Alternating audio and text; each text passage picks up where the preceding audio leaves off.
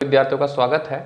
आज हम macro economics Hindi medium में यूनिट 3 सरकारी बजट और अर्थव्यवस्था पढ़ रहे हैं। ये आपके फर्स्ट टर्म में है और इसमें से एमसीक्यू क्वेश्चंस आएंगे जो हम बाद में डिस्कस कर लेंगे इस चैप्टर के। ठीक है, तो चलिए स्टार्ट करते हैं। सबसे पहले देखें सरकारी बजट का अर्थ क्या होता है। तो देखिए, सरकारी बजट एक वित्तीय वर्ष की अवधि के दौरान मदवार प्राप्तियों व्यय के अनुमानों को दिखाने वाला एक वार्षिक विवरण है। तो कहने का मतलब ये है कि भाई एक वर्ष में जितना खर्चा होता है और जितनी सरकार की प्राप्तियां होती है उसका एक अनुमान होता है सरकारी बजट। इसमें देखो, ध्यान देने वाली बात क्या है कि बजट में दिखाई गई प्राप्तियां और व्यय वास्तविक नहीं होती हैं। ठीक है, तो बजट में जो प्राप्तियां और व्यय दिखाया जाता है वो वास्तविक नहीं होती है, मतलब वो अनुमानित होती हैं, क्योंकि उनका अनुमान ही लगाया जा सकता है। आप घर के बजट में भी देख लीजिए, तो घर के बजट में भी आप अनुमान लगा सकते हो कि भाई इस मंथ कितना खर्चा होगा या हमें कितना प्राप्ति होगी, तो एक अनुमान होता है। कई बार हम जितना खर्चा सोचते हैं उससे कई गुना ज़्यादा खर्चा हो जाता है। कोई घर में बीमार हो गया, कुछ भी हो गया, तो उससे ज़्यादा खर्चा हो जाता है। तो इस तरह से जो सरकारी बजट होता है वो भी सिर्फ अनुमान पे होता है कि इतनी प्राप्तियां हो जाएंगी और इतना हमारा व्यय होगा इस क्षेत्र में। ठीक है, तो ये अनुमानित होता है। और जो वित्तीय वर्ष जिसकी बात की जा रही है तो 1 अप्रैल से लेकर 31 मार्च तक माना जाता है। ठीक है, प्रत्येक वर्ष जो है 1 अप्रैल से 31 मार्च तक, 1 अप्रैल पे नया बजट पास कर दिया जाता है। ठीक है, तो यहाँ पर वित्तीय वर्ष जो है 1 अप्रैल से 31 मार्च तक का माना जाता है। अब देखिए सरकारी बजट के उद्देश्य क्या हैं, एक महत्वपूर्ण प्रश्न है। तो सबसे पहले है संसाधनों का पुनः वितरण। वितरण मतलब होता है बांटना, जितने भी संसाधन हैं उसको दोबारा बांटना क्या है, सरकारी बजट का एक उद्देश्य है। बजट नीति के द्वारा सरकार देश की आर्थिक और सामाजिक प्राथमिकताओं के अनुसार संसाधनों को पुनः वितरण करती है। आर्थिक और सामाजिक आवश्यकता का मतलब ये हो गया कि किस क्षेत्र में कितनी संसाधनों की आवश्यकता है। जैसे कि मान लीजिए जो कम विकसित क्षेत्र होंगे वहां पर संसाधन ज़्यादा लगाए जाएंगे, जो विकसित होंगे वहां थोड़े कम लगाए जाएंगे। ठीक है, जैसे जैसे जो क्षेत्र हैं, राज्य हैं, विकसित होते जाएंगे वहां पर संसाधनों की कम आवश्यकता होगी, और जो कम विकसित होंगे या अल्प विकसित होंगे, ठीक है, वहां पर संसाधनों की अधिक आवश्यकता होगी। तो इसलिए भी सरकारी बजट बनाया जाता है कि हर वर्ष जो है संसाधनों का दोबारा जो है वितरण किया जा सके। अब शिक्षा का भी क्षेत्र है, एजुकेशन का हो गया, डिफेंस का हो गया, ये सारे एक क्षेत्र होते हैं। इनमें कितना कितना खर्चा आएगा, क्या है, ये सारी चीजें तय की जाती हैं। फिर है आय और संपत्ति की असमानताओं को कम करना। अब सरकार क्या करता है भाई, टैक्स लेता है। ठीक है, अमीरों से ज्यादा टैक्स लेता है और गरीबों के लिए कल्याणकारी खर्चे करता है। ठीक है, तो इससे क्या होता है कि भाई जो असमानता है धीरे धीरे कम होती है। नहीं तो क्या होगा कि अमीर अमीर होता जाएगा और गरीब गरीब होता जाएगा। तो सरकारी बजट का एक उद्देश्य ये भी होता है कि भाई वो असमानताओं को क्या करे, कम कर सके। फिर है आर्थिक स्थिरता। अब आर्थिक स्थिरता कैसे बनाता है, आर्थिक स्थिरता का मतलब है कि कीमतों का कम होना या ज्यादा होना। ठीक है, तो उसको किस तरह से जो सरकार है स्थिर बनाए रखता है। देखिए, जब अब कीमत कैसे बढ़ते हैं, जब एक कीमत बढ़ने का कॉन्सेप्ट क्या होता है, जब एग्रीगेट डिमांड जो है एग्रीगेट सप्लाई से ज्यादा हो जाए, मतलब कि जो कुल मांग है कुल पूर्ति से ज्यादा हो जाए। ठीक है, अगर मांग ज्यादा होगी, ठीक है, पूर्ति कम होगी, तो सीधी सी बात है उन चीजों की कीमत क्या होगी, बढ़ेंगी। तो सरकार क्या करता है ऐसी स्थिति में जो अपने व्यय हैं, अपने खर्चे हैं, उनको कम कर देता है। ठीक है, अब उन अपने खर्चे कम करने से क्या होगा कि जो मांग है धीरे धीरे कम हो जाएगी। ठीक है, और जो कीमत है वो जो बढ़ी हुई थी धीरे धीरे कम हो जाएगी। और इसका अपोजिट कर देता है अगर अस्फीतिक होती है, मतलब कीमत बहुत कम होती है। अब कीमत बहुत कम होगी तो क्या स्थिति होगी कि भाई जब मांग क्या है कम होगी सप्लाई से, मतलब कि पूर्ति से मांग कम होगी। मार्केट में पूर्ति ही पूर्ति है पर मांग कोई नहीं कर रहा, तो अब उत्पादक क्या करेगा भाई, उसे बिल्कुल कीमत कम करना पड़ेगा, किसी तरह से उसका प्रोडक्ट जो है मार्केट में निकले। ठीक है, तो ऐसी स्थिति को वो क्या करती है सरकार ठीक करने लिए क्या करती है कि भाई अपने व्यय बढ़ा देती है। ठीक है, व्यय बढ़ाने से क्या होगा कि भाई जैसे सड़कों का निर्माण, फ्लाईओवर का निर्माण, ठीक है, खर्चे करना शुरू कर देते, जिससे क्या हो कि सरकार की तरफ से मांग हो और धीरे धीरे मांग बढ़े और मांग और पूर्ति दोनों क्या हो जाए, इक्वल हो जाए, और इक्वल की स्थिति में एक अच्छी कीमत मिल जाए। ठीक है, जिस कीमत पे जो उपभोक्ता भी संतुलित हो और उत्पादक भी हो। ठीक है, तो इस तरह से जो है सरकार अपनी स्थिरता की स्थिति बनाकर रखती है, आर्थिक स्थिरता बनाती है। फिर देखिए सार्वजनिक उद्यमों का प्रबंधन। ठीक है, बजट में ये भी निश्चित किया जाता है भाई सार्वजनिक उद्यम किस प्रकार से चलाए जाएंगे, उन पे कितना खर्चा आएगा, ये सारी चीजें बहुत सारे सार्वजनिक उद्यम वगैरह चलाती है सरकार। ठीक है, जन कल्याण के लिए। ठीक, तो उन बजट में उनके लिए भी ये डिसाइड होता है कि उन कितनी संसाधन की आवश्यकता है, उन पे कितना खर्चा आएगा। ठीक है, ध्यान रखना पहले भी बात हो चुकी है, ये सारे जो खर्चे हैं और ये सारी प्राप्तियां हैं वो क्या है, अनुमानित होती हैं। ठीक है, ना कि बिल्कुल एग्जैक्ट होती है, वास्तविक नहीं होती हैं। फिर देखिए एक उद्देश्य है आर्थिक विकास करना। ठीक है, अब आर्थिक विकास क्या है, यदि सरकार उत्पादन जोखिम और प्रोजेक्ट के लिए कर रियायतें और अन्य प्रोत्साहन देती है तो अर्थव्यवस्था में बचतों और निवेशों को बढ़ावा दे सकती है। ठीक है, तो जब बचत होते हैं तो निवेश होता है। ठीक है, तो सरकार क्या करती है, जब आर्थिक विकास करना होता है तो बहुत सारे टैक्सेस वगैरह में छूट दे देती है, जिससे लोग क्या कर सके, कुछ बचत कर सके और उसके बाद क्या हो सके कि उसको निवेश में परिवर्तित कर सके। फिर देखिए एक अर्थव्यवस्था के आधारिक संरचना पर व्यय करना भी क्या है, आर्थिक विकास की तरफ है। जब आधारिक संरचना कहीं अच्छी होती है किसी देश की, तो वहां पर विदेशी जो कंपनियां हैं वो भी इंटरेस्ट लेते हैं, वो भी आकर वहां पर क्या नाम है, अपने फर्म वगैरह को स्टेब्लिश करना चाहेंगे। ठीक है, आधारिक संरचना मतलब रोड वगैरह, कम्युनिकेशन सिस्टम वगैरह हो गया। ठीक है, ट्रांसपोर्टेशन वगैरह हो गया, ये सारी चीजें अगर अच्छी रहेंगी तो क्या होगा कि वहां पर लोग निवेश करना चाहेंगे, अपने देश के जो उत्पादक हैं वो भी निवेश करना चाहेंगे, विदेश के जो विदेशी कंपनियां हैं, जो विदेशी फर्म है वो भी उस देश में इंटरेस्ट लेगा। ठीक है, तो आधारिक संरचना ठीक करती है सरकार। ठीक है, तो एक उद्देश्य होता है बजट का, जिसमें आर्थिक विकास का एक उद्देश्य रखा जाता है, किस तरह से आर्थिक विकास किया जाए। फिर देखिए क्षेत्रीय असमानता को कम करना। तो क्षेत्रीय असमानताओं को कम करने का मतलब हम ऊपर बात कर ही चुके हैं कि भाई जिन क्षेत्रों में कम डेवलपमेंट होती है वहाँ पर संसाधनों की ज़्यादा आवश्यकता होती है, तो सरकार ये सारी चीज़ें सोच समझ के डिसाइड करती है कहाँ पर संसाधनों को कम आवश्यकता है, कहाँ पर ज़्यादा आवश्यकता है। जो पिछड़े क्षेत्र हैं उन पर अधिक ध्यान दिया जाता है, उनको अधिक प्रोत्साहित किया जाता है, वहाँ पर अधिक व्यय किया जाता है। ठीक है, तो ये सारी चीज़ें जो है हमारे जो भारतीय बजट है या जो सरकारी बजट है, ठीक है, उसके उद्देश्य हैं। ठीक, अब देखिए क्या है बजट के घटक। ठीक है, तो बजट के घटक में क्या है, देखो राजस्व बजट है और एक पूंजीगत बजट है। तो राजस्व बजट में क्या आता है, राजस्व प्राप्तियां आती हैं और राजस्व व्यय आता है। जरा देखिए ये क्या है कि राजस्व बजट क्या है, यह सरकारी बजट के राजस्व पहलू के साथ संबंधित होता है। यह व्याख्या करता है कि सरकार कैसे राजस्व को सृजन या संग्रहण करती है या कैसे विभिन्न व्यय के मदों को आवंटित करता है। और राजस्व बजट के दो भाग होते हैं, हमने बात कर ली, राजस्व प्राप्तियां और राजस्व व्यय। और इसी तरह से पूंजीगत व्यय होता है, ये सरकारी बजट के पूंजीगत पहलू से संबंधित होता है। इसमें क्या है, पूंजीगत व्यय, पूंजीगत प्राप्तियां और पूंजीगत व्यय। ठीक है, तो अभी हम इसमें जो डिस्कस करेंगे वो बजट की प्राप्तियों के बारे में डिस्कस करेंगे। ठीक है, इस वाले पार्ट में सिर्फ बजट के प्राप्तियों के बारे में डिस्कस करेंगे और इसका अगला पार्ट बनाया जाएगा जिसमें हम व्यय के बारे में डिस्कस करेंगे। तो इस पार्ट में हम सिर्फ प्राप्तियों के बारे में बात करेंगे। ठीक है, तो दो प्रकार की प्राप्तियां होती हैं, एक राजस्व प्राप्तियां हो गई और एक पूंजीगत प्राप्तियां हो गई। ठीक है, अब राजस्व प्राप्तियों में देखो कौन कौन से होते हैं, कर राजस्व और गैर कर राजस्व। ठीक है, और पूंजीगत में क्या होता है, उधार, ऋण की वसूली, अन्य प्राप्तियां। अब देखिए राजस्व प्राप्तियां होती क्या है, तो देखिए यहाँ पर देखिए राजस्व प्राप्तियां ऐसी प्राप्तियां होती है ना ही देनदारी उत्पन्न करती है ना ही किसी संपत्ति को कम करती है। तो राजस्व प्राप्तियां इस प्रकार की प्राप्तियां होती हैं कि सरकार जब इस राजस्व प्राप्तियों से पैसा प्राप्त करती है तो उन्हें कुछ देना नहीं होता है, ना ही उनके परिसंपत्तियों में कोई कमी आती है, मतलब अपनी परिसंपत्तियों को बेचती वगैरह नहीं है। ठीक है, कह सकते हो कि विनिवेश वगैरह नहीं करती है। ठीक है, अब देनदारियां उत्पन्न करने का मतलब क्या है, देनदारियां मतलब जैसे मान लो सरकार ने कहीं से उधार लिया, ठीक है, तो भाई उन्हें इंटरेस्ट देना पड़ेगा, उधार वापस करना पड़ेगा। ठीक है, तो ऐसे जो प्राप्तियां होती है वो पूंजीगत प्राप्तियां होती हैं। ठीक है, पर राजस्व प्राप्तियों में क्या है कि ऐसी प्राप्तियां हैं जहां पर सरकार को कुछ देना नहीं पड़ता है, सरकार को सिर्फ मिलता ही मिलता है।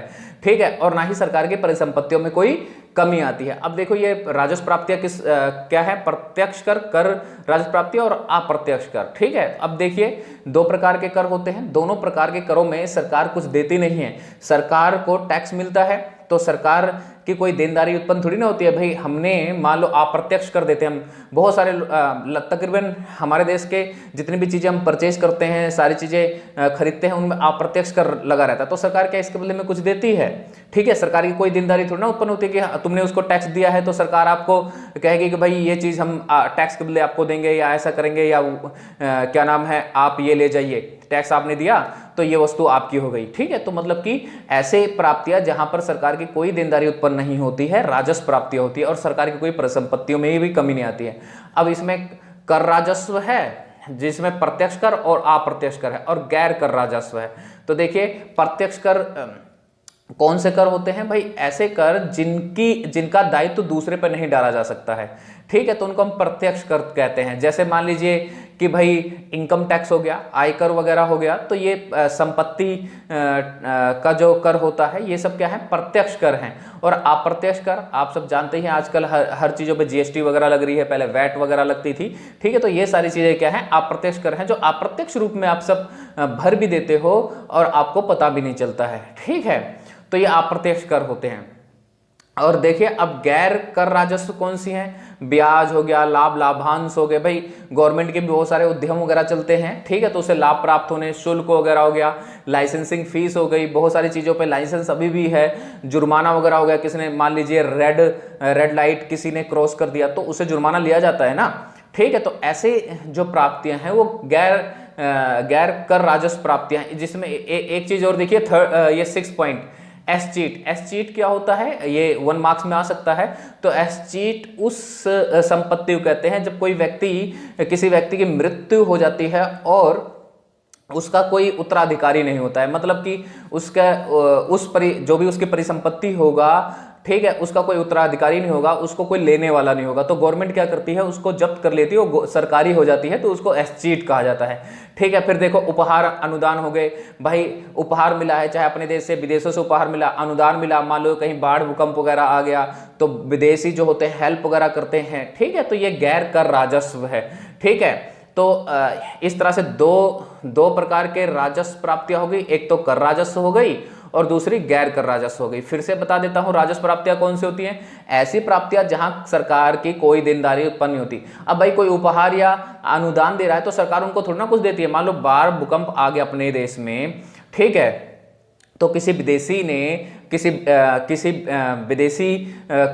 देश ने क्या नाम है यहाँ पर हेल्प किया, मदद किया, तो उसके बदले हमसे कुछ मांगती थोड़ी ना। यह सरकार की कोई देनदारी थोड़ी ना उत्पन्न होती कि भविष्य में उसको चुकाएगी, वो तो उन्होंने अनुदान दिया है। ठीक है, तो ऐसे जो प्राप्तियां होती हैं वह सारी प्राप्तियां कैसी होती हैं? क्या नाम है? राजस्व प्राप्ति होती है, जिसमें सरकार को कुछ देना नहीं होता है, सरकार को सिर्फ मिलता है। ठीक है, तो आई होप आप सबको राजस्व प्राप्तियां समझ में आ गई होंगी। अब देखिए पूंजीगत प्राप्तियों की बात कर लेते हैं। तो पूंजीगत प्राप्तियां बिल्कुल अपोजिट है राजस्व प्राप्तियों की। देखो यहाँ क्या है, या तो देनदारी उत्पन्न करती है या संपत्ति में कमी करती है। या तो देनदारी उत्पन्न करेगी, ठीक है, कि आपको कुछ पैसा मिला है, ठीक है, तो उसको चुकाना होगा भविष्य में, ठीक है, देनदारी उत्पन्न करेगी, उसके ऊपर इंटरेस्ट लगेगा, ठीक है, देनदारी उत्पन्न करेगी। या तो आपने परिसंपत्ति बेच के रिसीव किया है, परिसंपत्ति बेच के पैसा प्राप्त किया है, मान लीजिए किसी ने घर वगैरह बेच दिया, ठीक है, तो क्या हुआ? उसके परिसंपत्ति में कमी आई ना। ठीक है, तो यही जो चीजें हैं अप्लाई होती है सरकार के ऊपर। ठीक है, कि भाई सरकार जो है कई तरीके से प्राप्तियां करती है। उधार ले ले, ठीक है, या विनिवेश कर दे। विनिवेश का मतलब होता है कि कोई उसके उद्यम, कोई सरकारी जो उद्यम वगैरह चल रहा होता है तो उसका कुछ शेयर बेच देना, ठीक है, तो विनिवेश कर दे। तो उन्होंने जब बेचा तो क्या हुआ? परिसंपत्तियों में कमी आई ना। ठीक है, तो इस तरह की जो प्राप्तियां होती हैं इनको हम पूंजीगत प्राप्तियां कहते हैं। अब देखिए पूंजीगत प्राप्तियों के स्रोत कौन कौन से हैं? उधार, ठीक है। अब देखो उधार लेंगे तो भाई क्या होगा? भाई देनदारी उत्पन्न करती है ना, ठीक है, भविष्य में देना पड़ेगा वापिस। ठीक है, यही फर्क है राजस्व प्राप्तियों में और पूंजीगत प्राप्तियों में, कि इसको भविष्य में क्या नाम है, देना पड़ेगा, लौटाना पड़ेगा, और जो उधार के ऊपर जो इंटरेस्ट पेमेंट होगा वो भी देना पड़ेगा। ठीक है, ऋणों की वसूली वगैरह हो गया। ठीक है, अन्य प्राप्तियों में विनिवेश हो गया, लघु बचतें हो गई। ठीक है, तो ऐसी जो प्राप्तियां हैं ये सारी चीजें जो हैं क्या होती हैं?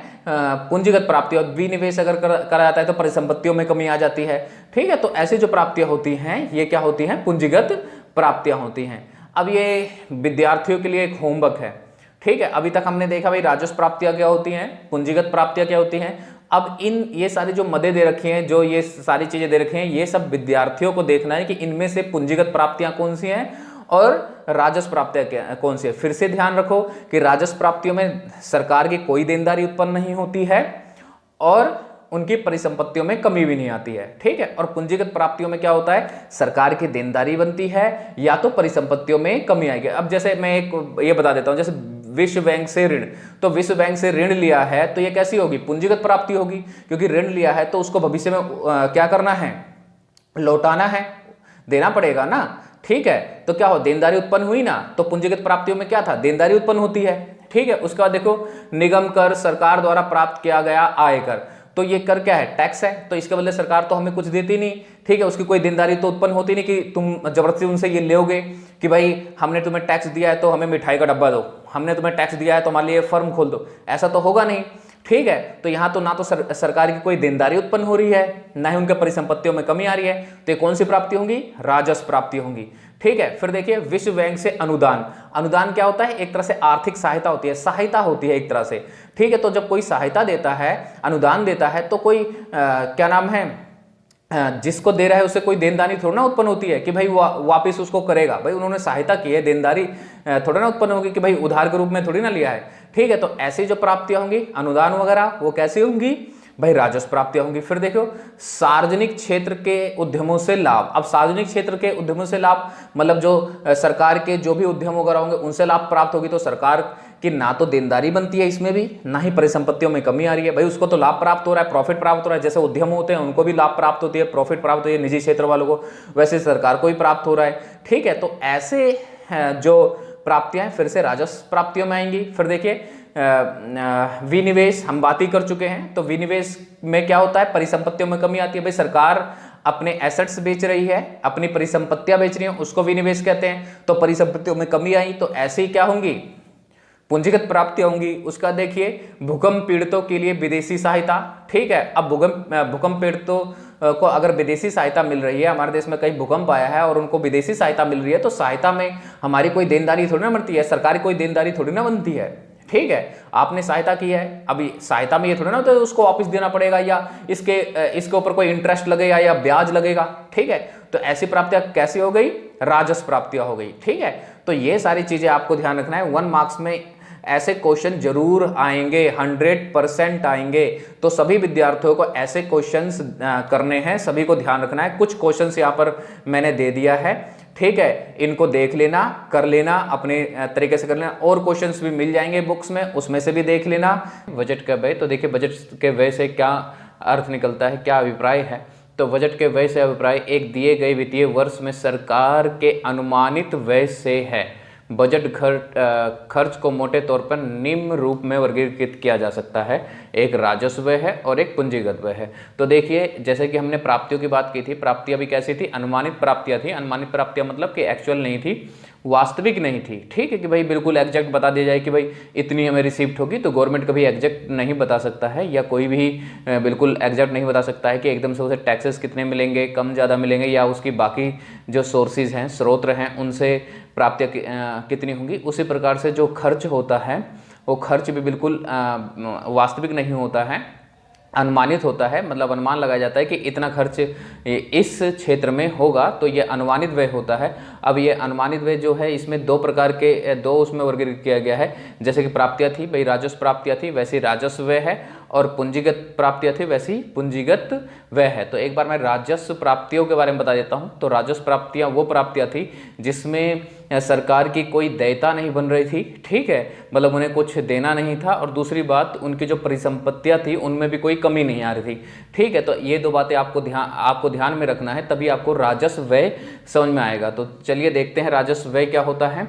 राजस्व व्यय से अभिप्राय उस व्यय से है जो कि ना तो कोई संपत्ति उत्पन्न करते हैं और ना ही सरकार की देयता को कम करते हैं। तो ऐसे व्यय होते हैं जिनमें ना तो संपत्ति बनती है और ना ही सरकार की कोई देयता। मान लो सरकार ने पास्ट में भूतकाल में कोई उधार वगैरह ले रखा था, तो ऐसे वे होते हैं जो उन उधार वगैरह को नहीं चुकाते हैं। कहने का मतलब है उनकी जो भी देयता बनी होती है सरकार की, उन देयताओं में कोई कमी नहीं आती है, जो देयता बनी होती है वो वैसे की वैसे ही रहती है। ऐसे खर्चे, ठीक है। जैसे अभी साधारण से समझ लीजिए कि जो पुलिस वगैरह होते हैं, इनकी जो सैलरी वगैरह दी जाती है तो ये राजस्व व्यय में आता है। अब मान लीजिए भाई सरकार के ऊपर 100 करोड़ का उधार था, ठीक है। अब पुलिस वगैरह की सैलरी देने से क्या नाम है, वो 100 करोड़ का उधार थोड़ा चला गया। तो सरकार की देयता वैसे की वैसे ही बनी रहती है, और ना ही उनकी सैलरी वगैरह देने से कोई परिसंपत्तियों का निर्माण हुआ है, तो इसमें कोई परिसंपत्तियों का निर्माण भी नहीं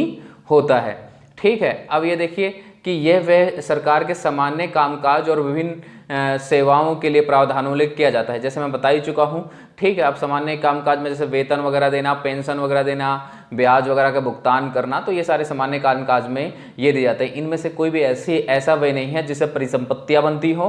परिसंपत्तियां मतलब कि भाई सरकार फ्लाईओवर के निर्माण करवा रही है या पार्कों का निर्माण कर रही है, इनमें कोई व्यय ऐसा नहीं है जिससे परिसंपत्तियां बनती हैं। ना ही सरकार की कोई देयता जो है वो खत्म होती है, समाप्त होती है। देयता भी वैसी की वैसी बनी रहती है। देयता मतलब दायित्व, सरकार के ऊपर दायित्व अगर कोई है कि भाई उसने भूतकाल में उधार ले रखा है और उसको चुकाना है, तो ये ऐसे खर्च हैं जिसमें ऐसे जो उधार वगैरह चुकाए नहीं जाते हैं, ठीक है। भाई सैलरी वगैरह देना, वेतन वगैरह देना, पेंशन वगैरह देना, कोई उधार वगैरह चुकाना थोड़ी ना हुआ, तो देयता वैसे के वैसे ही बनी रहती है।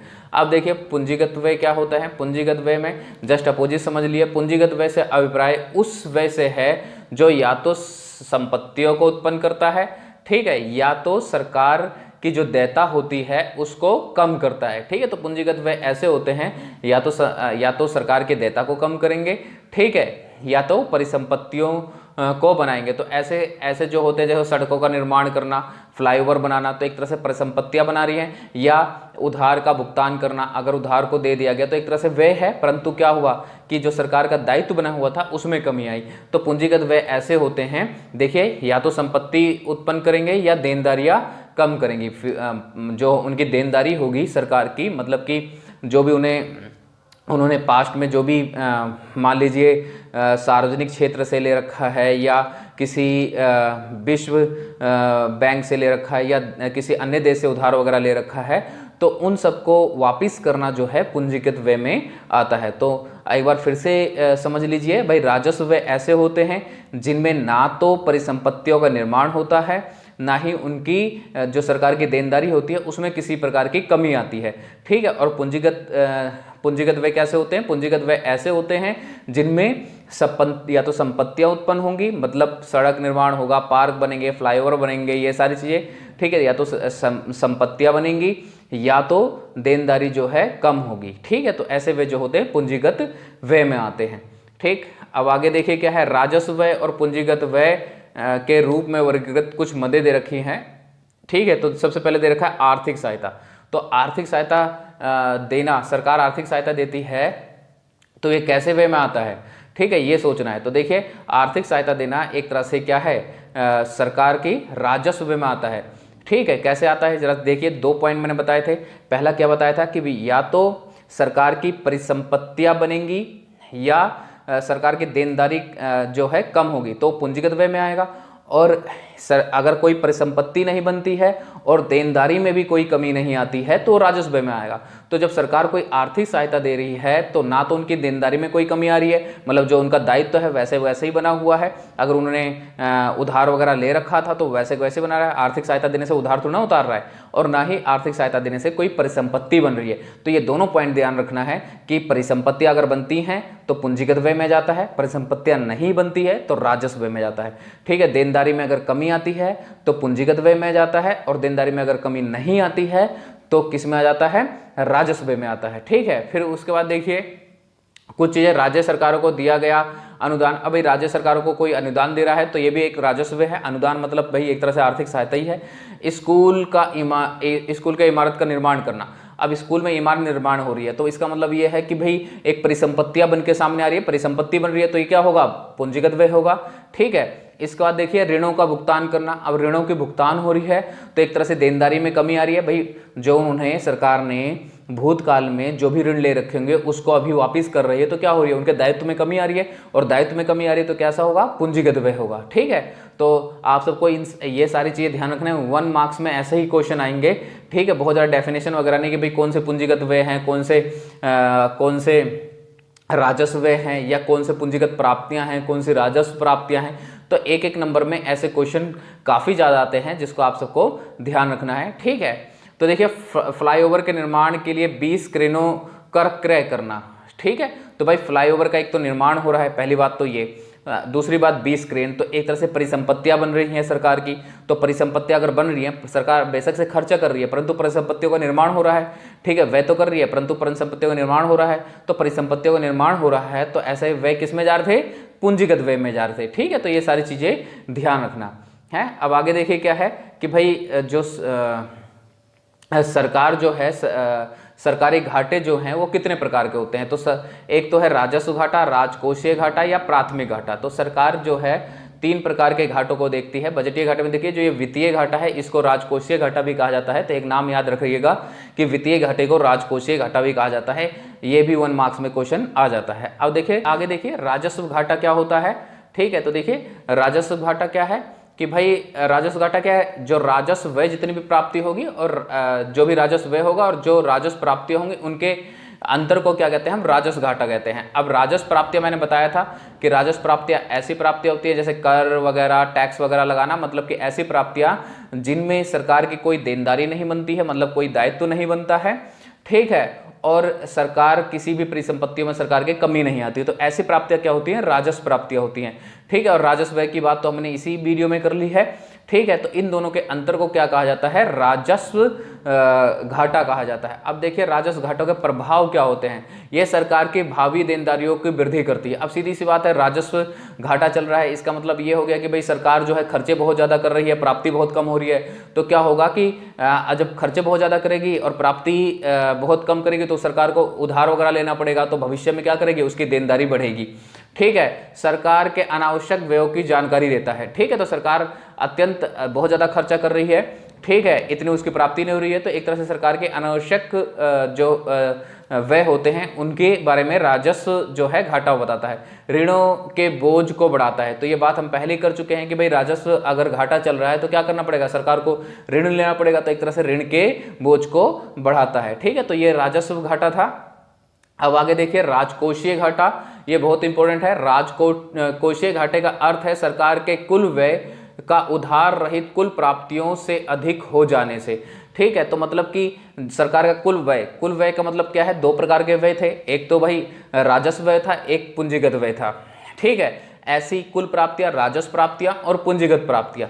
ठीक है, इन दोनों के अंतर को, ठीक है, कुल व्यय और कुल कुल प्राप्तियों के अंतर को हम क्या कहते हैं, राजकोषीय घाटा कहते हैं। परंतु इसमें एक चीज ध्यान रखना है कि उधार से भी सरकार को प्राप्ति होती है, परंतु इसमें उधार को नहीं जोड़ा जाएगा। ठीक है, साधारण से शब्दों में देखिए राजकोषीय घाटा क्या होता है, कुल व्यय कुल प्राप्तियां उधार रहित। ठीक है, तो उधार को छोड़कर जो इनके कुल प्राप्तियां होती हैं ये सारी चीजें इसमें कुल प्राप्तियों में आएंगे। तो कुल व्यय और कुल प्राप्तियों का अंतर को क्या कहा जाता है, राजकोषीय घाटा कहा जाता है, जिसके अंदर उधार नहीं होता है, क्योंकि राजकोषीय घाटे का मतलब ही उधार होता है। ठीक है, राजकोषीय घाटे को ही तो देखिए क्या होता है कि भाई राजकोषीय जो घाटा होता है उसी को हम उधार मानते हैं। देखो जब कुल व्यय जो है वो बहुत ज़्यादा हो जाएगा कुल प्राप्तियों से, तो क्या होगा, उधार लेना पड़ेगा। तो राजकोषीय घाटे का दूसरा नाम समझ लीजिए उधार होता है। 1 मार्क्स में क्वेश्चन आएगा राजकोषीय। ठीक है, राजकोषीय घाटा इक्वल टू उधार। ठीक है, उधार, तो राजकोषीय घाटा मतलब उधार, ध्यान रखना। ठीक है, राजकोषीय घाटा मतलब ऋण। कई बार 1 नंबर में क्वेश्चन में आ जाता है कि राजकोषीय घाटा जो है वो 100 करोड़ है। ठीक है, राजकोषीय घाटा 100 करोड़ है, राजस्व घाटा 30 करोड़ है, ऐसे एक आधा घाटा और बता देगा। और क्यों कहेगा उधार कितना है, तो सीधी सी बात है, सीधा राजकोषीय घाटा जो है आपका ऋण होगा, उधार होगा। ठीक है, तो 1 मार्क्स के क्वेश्चन में इस प्रकार के क्वेश्चंस आ सकते हैं। तो राजकोषीय घाटा क्या होता है, एक तरह से उधार होता है, क्योंकि अगर कुल व्यय जो है, खर्चा जो है दोनों तरफ से, पूंजीगत और राजस्व, ठीक है, दोनों व्यय जो है बहुत ज्यादा हो जाएंगी प्राप्तियों से, तो सीधी सी बात है सरकार को क्या करना पड़ेगा, उधार लेना पड़ेगा। ठीक है, अब राजकोषीय घाटों का प्रभाव क्या होता है, ये मुद्रास्फीति को बढ़ाता है, मतलब कीमतों को बढ़ाना शुरू कर देता है। सीधी सी बात है, सरकार घाटे में चल रही है तो चीजें धीरे धीरे क्या होंगी, महंगी होंगी, क्योंकि बाहर से उधार लेना पड़ेगा, विदेशों से उधार लेना पड़ेगा, या तो नए नोट छापने पड़ेंगे। ठीक है, तो क्या होता है, इससे मुद्रास्फीति बढ़ती है, मतलब कीमतें बढ़ती हैं। देश में ऋण जाल में फंस जाता है, जो देश है वो ऋण जाल में फंस जाता है, मतलब मैंने जैसे पहले बता दिया कि भाई उसको क्या करना पड़ता है, उधार लेना पड़ता है बार बार। ठीक है, तो एक तरह से ऋण जाल में फंस जाता है। फिर यह देश के भावी विकास और प्रगति को कम करता है। ठीक है, अब आप उधार लेकर बहुत ज़्यादा विकास की तरफ तो ध्यान नहीं केंद्रित कर सकते हो, तो इस तरह से क्या होता है कि भाई जब कीमतें बढ़ रही हैं, एक तरह से जो संतुलन का स्तर है वो सारी चीज़ें बिगड़ जाती हैं, तो क्या होता है, विकास और प्रगति को ये धीरे धीरे कम करने लग जाता है। तो राजकोषीय घाटे के ये प्रभाव थे। अब लास्ट जो है वो है प्राथमिक घाटा। ठीक है, प्राथमिक घाटा क्या होता है, प्राथमिक घाटे को राजकोषीय घाटा ब्याज अदायगियों के रूप में परिभाषित किया जाता है। मतलब प्राथमिक घाटा क्या हो गया, राजकोषीय घाटे में से ब्याज जो है वो माइनस कर दें तो प्राथमिक घाटा होता है। ठीक है, अब ये प्राथमिक घाटा ध्यान रखना कि भाई होता क्या है कि हमने इससे पहले राजस्व घाटा की बात की थी, राजस्व घाटे की बात की थी, राजकोषीय घाटे की बात की थी, वो देश के लिए बहुत ज्यादा खतरनाक होते हैं। ठीक है, परंतु प्राथमिक घाटा जितना ज्यादा आएगा देश के लिए उतना अच्छा होता है, क्योंकि क्या होता है, देश के लिए, देश के विकास के लिए उतना ज्यादा ही पैसा बचता है। अब जरा इसको ध्यान से समझिए, होता क्या है कि प्राथमिक घाटा, ठीक है, प्राथमिक घाटे का मतलब क्या, राजकोषीय घाटा। अब मैंने इससे पहले क्या बताया था कि राजकोषीय घाटा का मतलब होता है उधार। ठीक है, तो मान लीजिए 3 करोड़ जो है 300 करोड़ जो है सरकार ने उधार लिया और उसे ब्याज जो है वो देना था 200 करोड़। ठीक है, 200 करोड़ ब्याज देता तो वो 200 करोड़ ब्याज देगा, इनके पास बचेंगे कितने, 100 करोड़। 100 करोड़ में वो क्या करेगी, क्या नाम है, अपने देश का विकास करेगी, सीधी सी बात है। और दूसरी बात, 200 करोड़ अगर ब्याज देना है तो इसका मतलब है कि भूतकाल में ने, ठीक है, पास्ट में बहुत ज्यादा ऋण लिया गया है, देश की कंडीशन बहुत ज्यादा खराब थी। ठीक है, तो अब क्या होगा कि यहां पर समझिए कि भाई 300 करोड़ इसने वर्तमान में मान लो क्या नाम है, ऋण लिया, और ऋण ही राजकोषीय घाटा होता है। इसमें से उस 200 करोड़ माइनस करेंगे तो सिर्फ 100 करोड़ बचेगा जो देश पे खर्च किया जाएगा। ठीक है, लेकिन वहीं पे अगर राजकोषीय घाटा ज्यादा आएगा, राजकोषीय घाटा नहीं, प्राथमिक घाटा अगर ज्यादा आता है, प्राथमिक घाटा ज्यादा आता है मतलब ब्याज कम देना है, मान लीजिए ब्याज देना है सिर्फ 50 करोड़, तो अब कितना बचेगा, 250 करोड़ बचेगा देश के लिए, तो मतलब देश के लिए ज्यादा बचेगा। तो ये जो प्राथमिक घाटा है वो ज्यादा आने से क्या होता है, देश के लिए अच्छा होता है। ठीक है, इसको दूसरी तरह से भी समझ लीजिए कि प्राथमिक घाटा ये दर्शाता है कि हमने भूतकाल में कितना लोन लिया है, कितना ऋण लिया है, कितनी हमारे देश की कंडीशन कैसी थी। ठीक है, ब्याज कम देने का अर्थ यहां पर यह है कि हमने भूतकाल में कम ऋण लिया है, मतलब हमारी कंडीशन ठीक थी।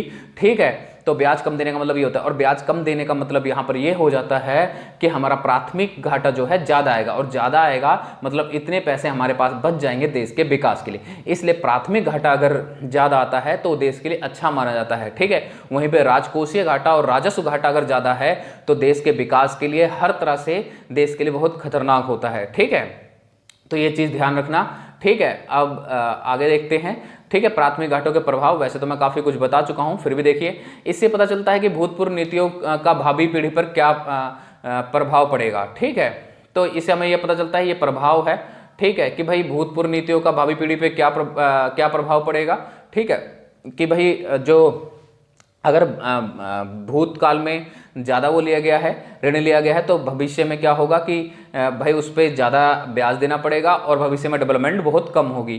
ठीक है, इसका मतलब ये है। प्राथमिक घाटे से अभिप्राय है कि सरकार के पुराने ऋणों का ब्याज चुकाने के लिए उधार लेने को मजबूर है। सीधी सी बात है, अभी हमने बात ही कर लिया है। ये ब्याज राजकोषीय घाटे को पूरा करने के लिए सरकार के उधार जरूरतों को दर्शाता है। ये भी हमने अभी डिस्कस ही कर लिया है कि भाई ब्याज को पूरा करने के लिए सरकार कितना उधार लेता है। तो इसलिए प्राथमिक घाटे जितना ज़्यादा अधिक होगा उतना ज़्यादा देश के विकास के लिए वो अच्छा होगा, क्योंकि देश के पास ज़्यादा पैसा बचेगा उधार लेने के बाद। ठीक है, तो ये चैप्टर जो है यहीं पे समाप्त होता है। मुझे लगता है आप सबको समझ में आ गया होगा। अगर कोई भी ऐसा बिंदु है जो ना समझ में आया हो तो आप सब कमेंट कर देना, मैं उसके लिए सेपरेट वीडियो बना दूंगा। तो आज के लिए इतना ही, चलिए, थैंक यू।